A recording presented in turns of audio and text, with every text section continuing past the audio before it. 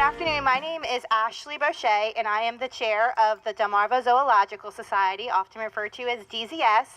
And we are a nonprofit organization whose purpose is to raise funds for our Salisbury Zoo, particularly in the area of capital improvements.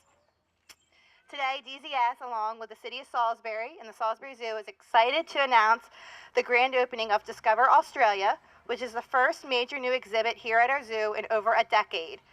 The three-part habitat, which our zoo director, Ralph, will tell you about shortly, was made possible by two very generous donors, the Richard A. Henson Foundation and the Franklin P. and Arthur W. Purdue Foundation. Thank you all very much.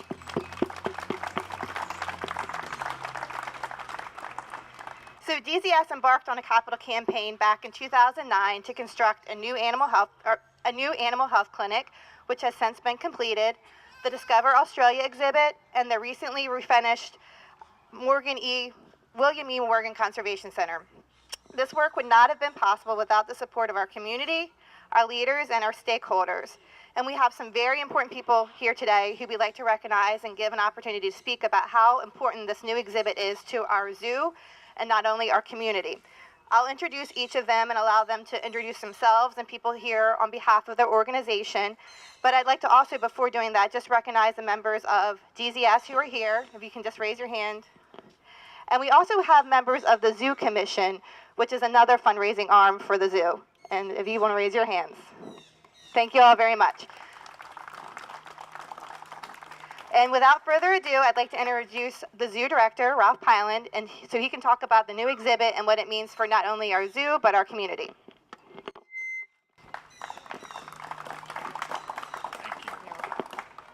Thank you, Ashley. Ashley said the key word, and I think that's community. I can talk a little bit about Australia and the animals that we have, but first I'd like to reflect on community, because that's what's so different about this zoo. We can add exhibits, we can bring in new animals, but really the Salisbury Zoo is about the Salisbury community. Ashley mentioned the Purdue and Henson Foundations, and if you go through Salisbury, you'll see those names associated with philanthropic efforts all through the community. Again, it speaks to community. The Nashe family gave the Jump Like a Wallaby exhibit. Salisbury University Foundation funded a boomerang bench that's over by Kookaburra, and if you guys haven't been over to see that, I'd really encourage you to see it. It's a piece of art. And these things were fabricated within our community. The Jump Like a Wallaby exhibit, designed by our staff, Mary Seaman, our manager for development, spent many hours getting this thing put together. The boomerang bench, fabricated by a Richard Richards out of bivalve and painted by a local artist, Emily Short, the granddaughter of our lead keeper, Dave Williamson. So all this is being done by people in this community. Our keeper staff was intimately involved with every element in the design and fabrication of this exhibit. So it all really speaks to a sense of community. I can't say enough thank yous to the people who have participated in this. And just a little bit about, this is a departure for the zoo. Traditionally, the Salisbury Zoo has displayed animals from North and South America. Now we're branching into a whole new continent as we're trying to create a different feel for the zoo and a new sense of adventure. So all the people who grew up coming to the Salisbury Zoo will come back with their kids and grandkids and get a new experience at the zoo. We have laughing kookaburras up in the upper end. Any of you who have ever seen a Tarzan movie have heard of kookaburra, even though they really don't live in Africa and they're really not appropriate to those kinds of movies. We've expanded our wallaby exhibit, and for the first time ever, we've had a wallaby joey born here at the zoo. If you look in the exhibit, look for a small female with a purple tag in her ear. That's the mom. And the joey, we guess, is about 7 months old, and he's at the point now where he's spending some time still back in mom's pouch, even though he really doesn't fit. So if you see them in mom's pouch, you may see a head and a back leg and a tail hanging out because it all won't fit in there right now. But you may get lucky and see him out. And in our lower aviary, we've got eastern rosellas. And look for a bird that's called a tawny frogmouth. When you first see it, you may think it's an owl, but it's really a relative of nighthawks and whippoorwills that occur in North America. But you'll see him up. His main strategy in life is to pretend he's a branch. So look for something that looks like a branch but really isn't, and you'll see our tawny frogmouth. So we'll have staff around able to answer questions about the exhibit. We encourage you to walk around, look at all three elements, look at the sight lines. One of the things our staff really worked on was making the whole component fit together, so that when you're up at the upper end with the kookaburras, you still see the wallabies and you still see the lower aviary and see the birds that are there. Check out the boomerang bench. It's really a unique addition to our zoo. Lots of color, and we hope you enjoy being here and experiencing this exhibit. Thank you. Thank you, Ralph. And now we'd like to hear from the City of Salisbury. We have Jack Heath, the City Council President. If you could come up and share a few words, and if there's anyone here that you also want to introduce, feel free to do so. Thank you. Good afternoon. First of all, let me bring greetings from the City Council and from our mayor, who is busy in his annual military training teaching people how to march. He sends his best wishes.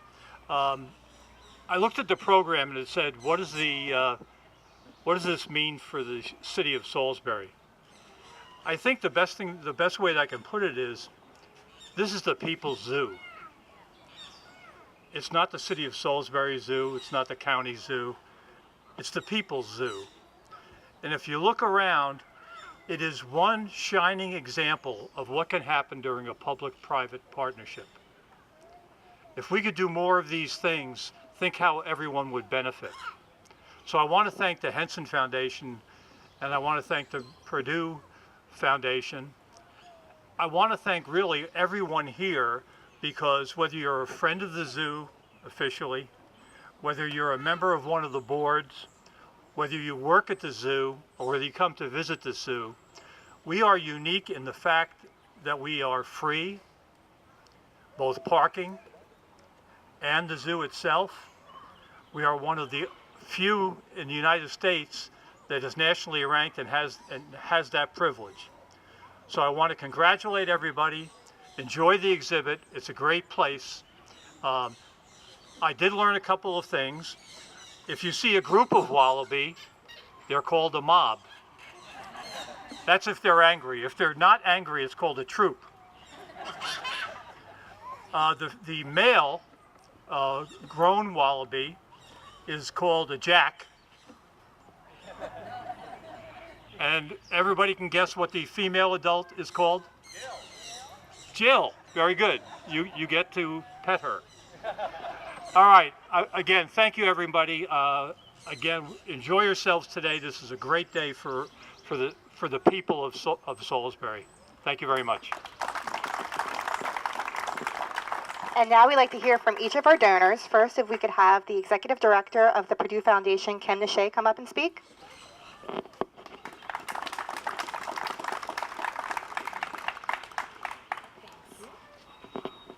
Thank you all so much for being here today. On behalf of Purdue and the Franklin P. and Arthur W. Purdue Foundation, we want to thank you for being here to celebrate the official opening of this beautiful exhibit.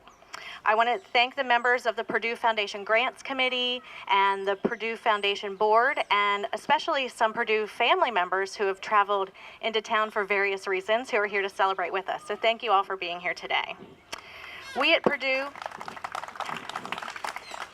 are very proud to have partnered with our friends at the Henson Foundation to bring an opportunity to explore Australia right here to Delmarva. The species that are part of this aviary, and of course all the adorable little wallabies in there, are wonderful additions to the already amazing collection of critters that live here at Salisbury Zoo and call it home. I want to take a minute to thank the zoo staff and the Delmarva Zoological Society for all their persistence and patience to bring this wonderful exhibit to fruition finally. It's been a long time in coming, but they stayed true to their goals of bringing another continent here for us to enjoy in Salisbury. And guys, it's just perfect. It's great. The Salisbury Zoo is such a treasure. I know that my own children have spent many days here, even nights, camping out in the zoo, learning and experiencing everything it has to offer, and it's such a blessing to this community. It's free to the public. It's just an amazing asset. The Purdue Foundation is so very excited to know that what we were able to help bring to this zoo is a wonderful experience for our friends and neighbors and the visitors who join us here on the shore. The Purdue Foundation exists to better the communities where our associates live and work, and I really couldn't think of a better way to experience that than to see all these little faces hoping to catch a peek of that little Joey today. So thank you all so much for being here, and enjoy Australia.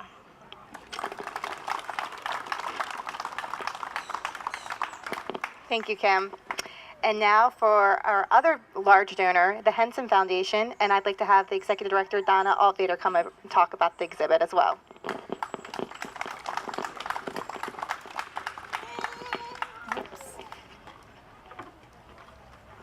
Sorry. Part of the problem of being the last to speak is you're going to hear a lot of the same old thing. But we're excited to be here today. We're excited to see this exhibit finished. And if I could, I'd like to introduce the members of the Henson Foundation that are with me today. Tom Evans, Gordon Gladden, and Tom Trace. And also my daughter, Annie, and my 2 grandchildren made the trip. So if you hear some noise, it's us. During the Renew the Zoo capital campaign, we were happy to accept the Purdue family challenge and match their grant. And together, our funding helped create this new exhibit, which has brought a piece of the Australian outback to our backyard. Exhibits in the zoo are designed to educate and improve the overall experience of visitors. Studies indicate that more than 350,000 visitors return to our zoo time and time again to see who's new at the zoo. I think my granddaughter can agree with that. The Henson Foundation would like to thank the zoo, the Zoological Society, the City of Salisbury, and everyone who played a role in bringing this exhibit about. We believe all of the new enhancements to the zoo deliver what is one of Salisbury's most treasured, family-friendly, educational, and recreational destinations, the Salisbury Zoo.